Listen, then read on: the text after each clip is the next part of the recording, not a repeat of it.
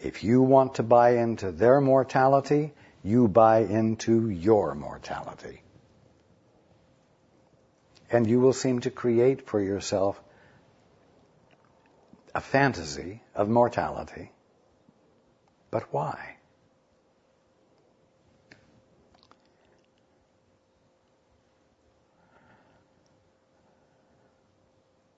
The habits are deep. The mutually agreed upon concepts and definitions have been around for a while.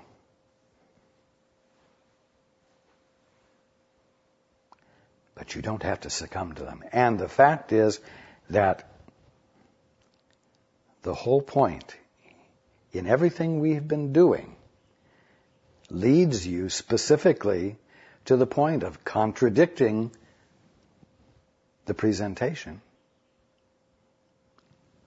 with whatever clarity about truth you have experienced. And standing with warrior-like allegiance and commitment to those truths. Not head truths, but felt truths. Oh, but here we get back to how everybody's conditioned to behave with each other in social settings. And hey, a whole family getting together, family and friends commiserating over the bad news from the doctor. Hey, that's just a party with a downbeat. It's just a social gathering on a negative basis where everybody doesn't know the answer but suggests answers, Well, we know he's really eternal. And so we don't have to really be so sad because we know he won't really die, and we know that someday we'll be able to be with him again. You see?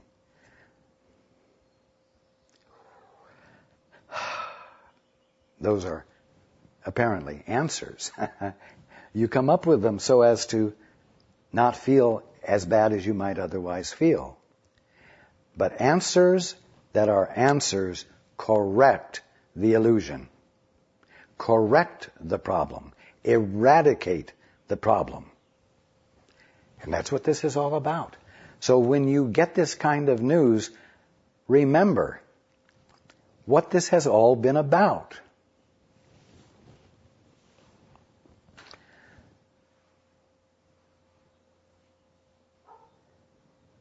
So that you don't spontaneously join in the crowd mentality.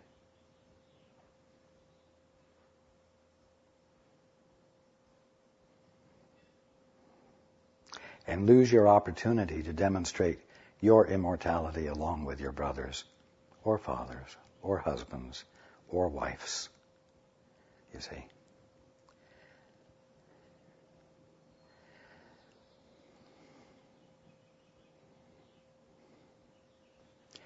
One could say, well, this is an opportunity. Here's another kind of thing that you could hear in a social setting. This is an opportunity for me to find out whether all this that I've been believing in is true or not. See, it's a little bit more positive attitude. This is my opportunity.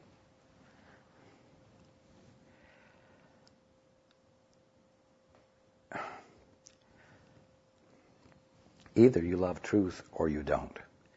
Either truth is all important to you or it's not.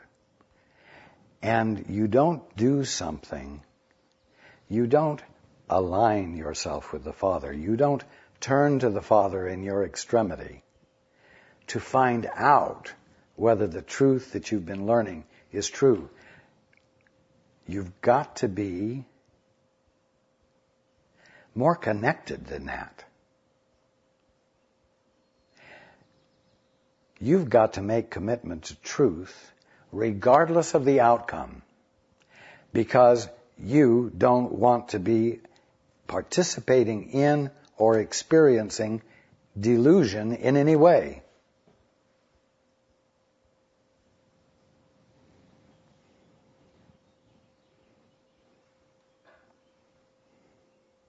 It's like it's time to put your cards on the table to see whether you've got anything in your hand or not. And if you've been bluffing, let it be known. And if you're not bluffing, then be consistent with what you really believe and stop presenting yourself as though you don't know, because that fits in with the group mentality. That's safe.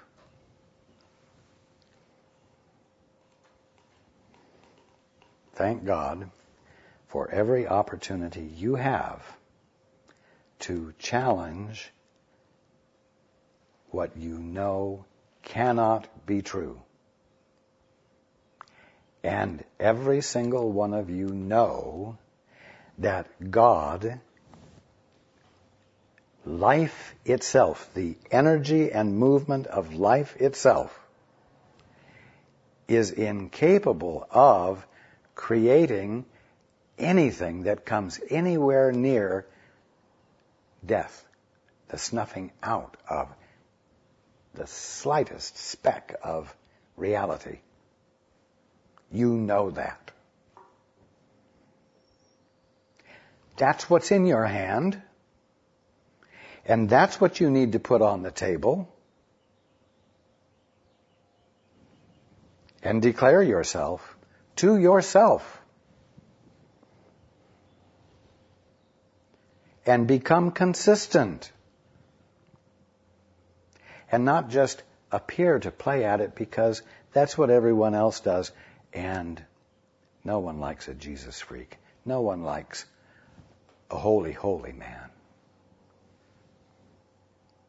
So I will know what I know, but I will not present myself as though I know it.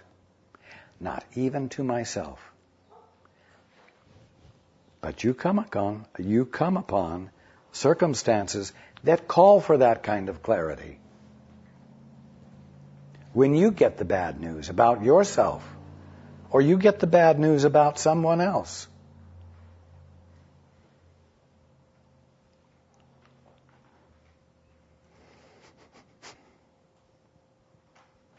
let's go to the book.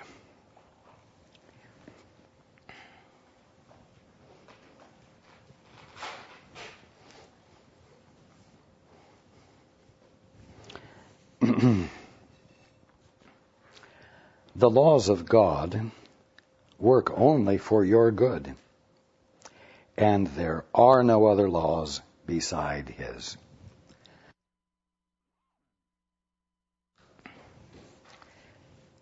Now, you've got to accept that as an absolute fact. It is the truth. Either something is or it isn't. There aren't any maybes, there aren't any what-ifs. The laws of God work only for your good, and there are no other laws beside His. Everything else is merely lawless, and therefore chaotic. Yet, God Himself has protected everything He created by His laws. Therefore, everything that is not under them does not exist. It's very black and white. And that's what commitment is. It's very black and white. It either is there or it isn't there. There aren't any what-ifs, there aren't any maybes.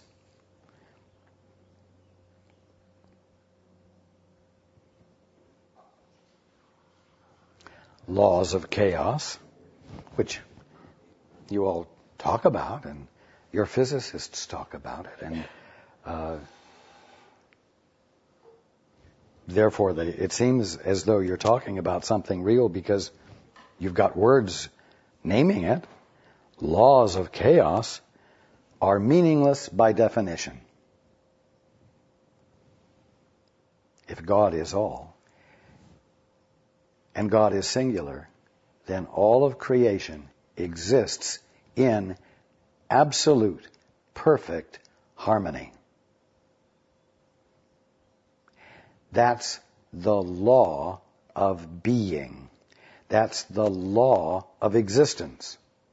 I know, you say, but I look around me and I see chaos. Then, I say to you, you look around you and see nothing.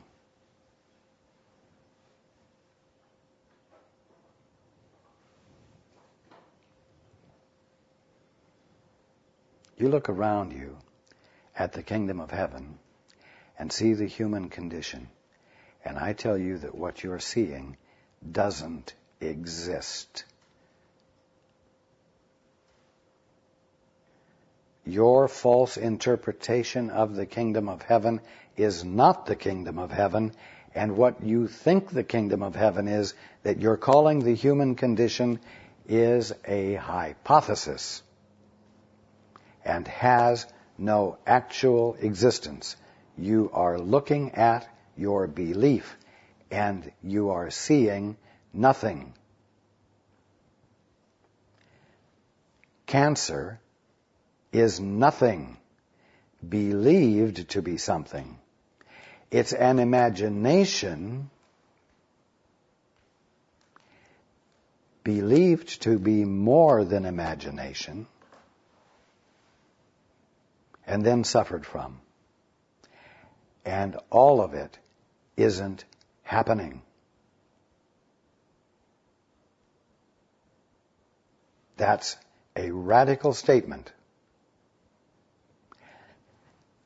But in the order of reality that is real, it is an absolute statement that means that you and your fathers and husbands and mothers and wives and children who are faced with death cannot possibly be faced with them. And therefore you cannot afford to join in their belief and the belief of everyone else around them that they can die and that they will die.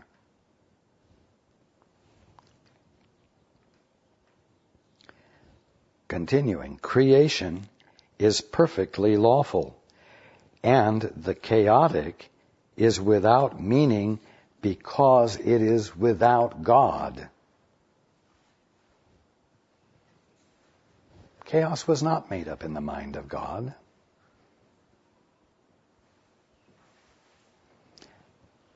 And chaos was not made up in the mind of the Son of God. But the Son of God has had an imagination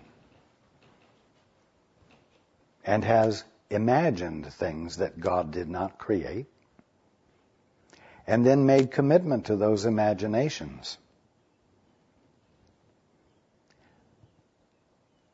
thinking that he has created something when he has created nothing. Continuing, you have given your peace to the gods you made, but they are not there to take it from you. There's nothing there to take your peace away from you. And you are not able to give it to them because there ain't nothing there to give them to. You see? You see how black and white this is? Either God's laws are omnipotent or there are no laws of God. And everything is chaos. And yet, at this very moment, if you just pay attention to where you are, chaos is not going on.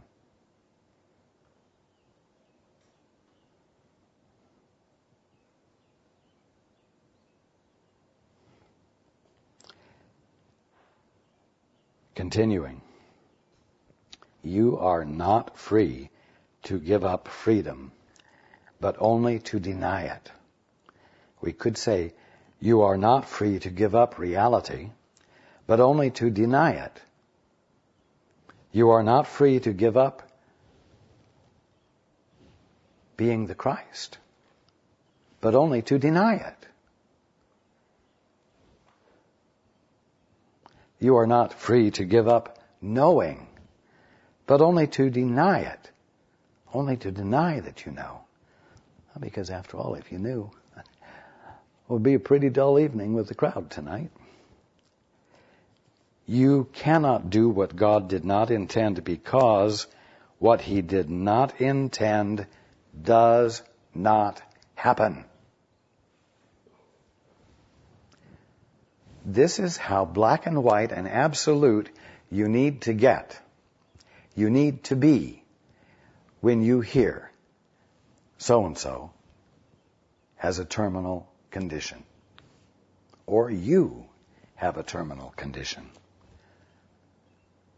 The only way that experience, that illusion could seem to come up is if you've been willing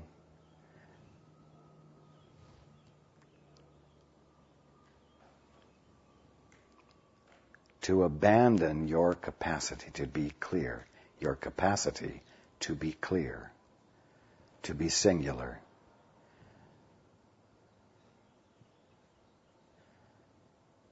And you do that, you all do that for many reasons, so that you don't stand out in the crowd, so that you don't make waves, so you don't stand in receipt of others' jealousy because they think you have more than they have, or their hate because they don't want to hear the answer when you are the answer, and so on.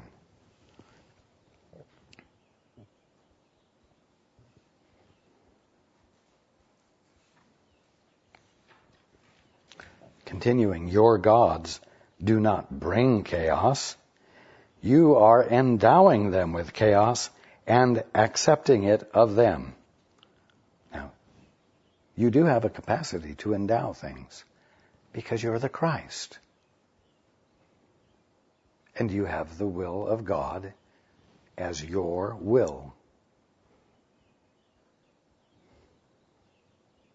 So, your gods do not bring chaos. You are endowing them with chaos and accepting it of them. All this has never been. Seems to have been, but it has never been. That is why there can be instantaneous healings. Because the thing healed of has never been, because God never created it. And that's why its seeming presence can evaporate instantaneously. And I don't care whether you've never seen it happen yet. It's the truth. And it does happen, and you might begin to seek out those to associate with who are asking the what-if kind of questions that include experiences of healing, because they are all around your globe. They just don't get the publicity. Continuing, nothing but the laws of God have ever operated, and nothing except His will ever be.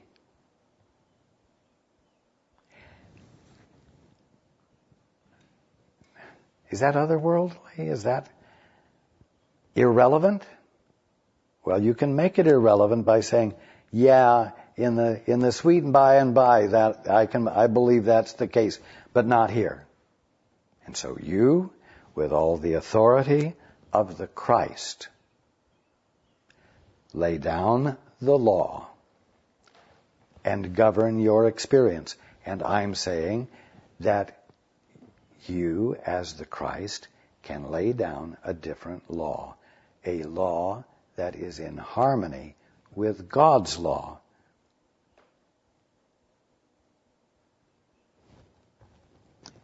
Continuing, you were created through His laws and by His will, and the manner of your creation established you as creators with a capacity to endow.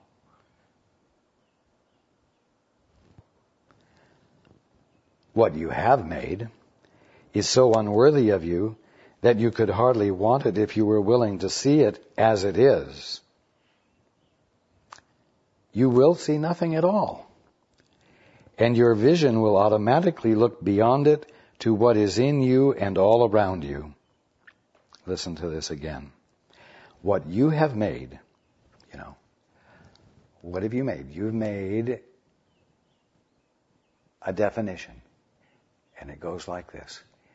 If a doctor says you have terminal this or terminal that and shows you x-rays demonstrating that what he says is there is really there, I will believe him. I will take it in hook, line, and sinker, and I will not object. I will agree with him completely.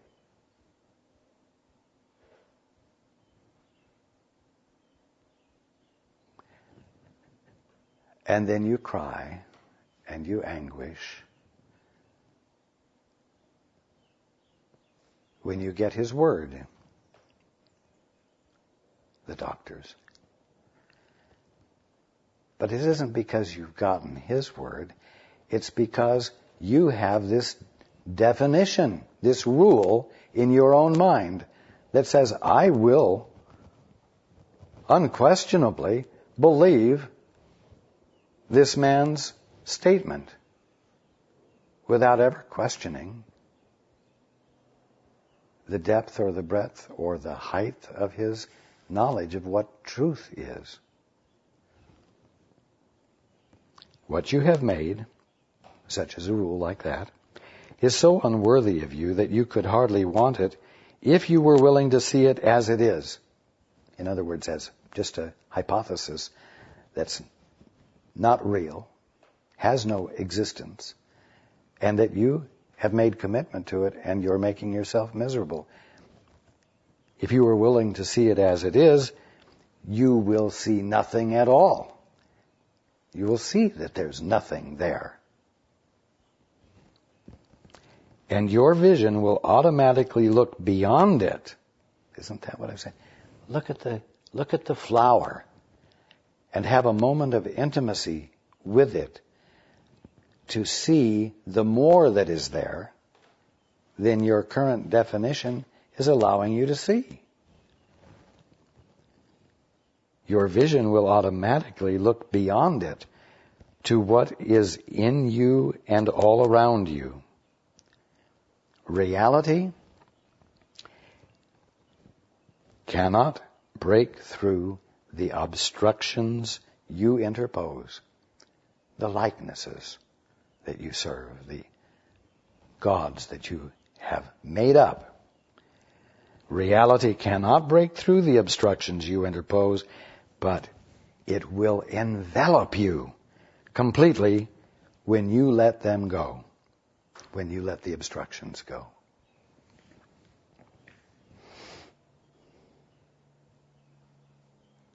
And it will envelop your brothers and your husbands and your fathers and your wives and your friends.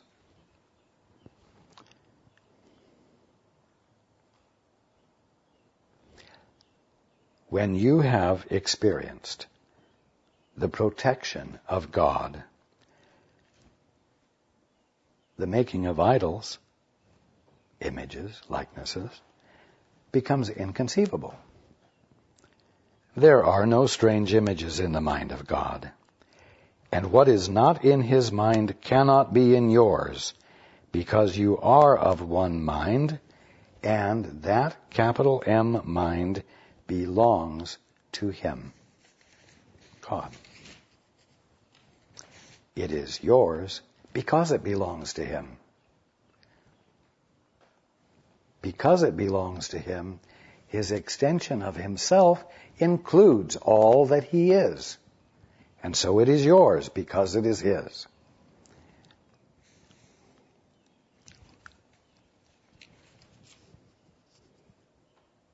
It is yours because it belongs to Him. For ownership is sharing to Him. To have, give all to all.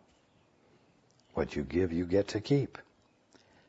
Ownership is sharing to Him, and it thereby has to be the same for you. And if it is so for Him, it is so for you.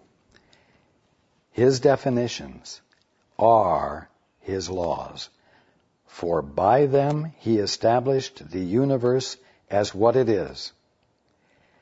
No false gods you attempt to interpose between yourself and your reality affect truth at all.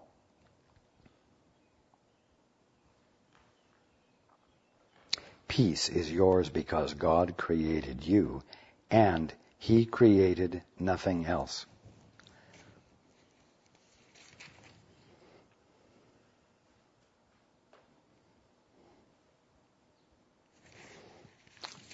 Now, for those of you who are dealing with the pronouncements of physicians regarding loved ones, I want you to read this section that we're reading from. And every time it uses the word you, let it represent the loved one that has received this determination.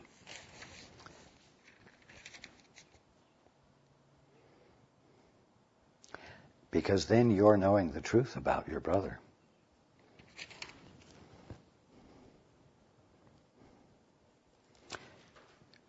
So you say of your loved one, when you have experienced the protection of God, the making of idols becomes inconceivable. There are no strange images in the mind of God. And what is not in the mind cannot be in yours, meaning your loved one. Because you are of one mind, and that mind belongs to Him, God. It is yours, your loved ones, because it belongs to Him. For ownership is sharing to Him. And if it is so for Him, it is so for you.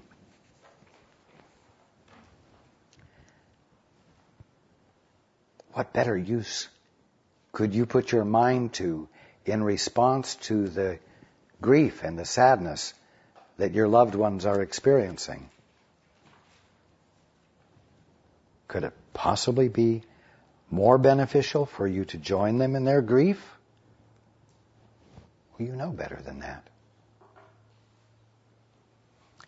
So use your mind this way. Continuing with reference to your loved one. His definitions, God's definitions, are His laws, for by them He established the universe as what it is. No false gods you attempt to interpose between yourself and your reality affect truth at all. Meaning, it doesn't affect the truth about you at all. Peace is yours because God created you, and He created nothing else. So, if something else seems to be going on, nothing else is going on.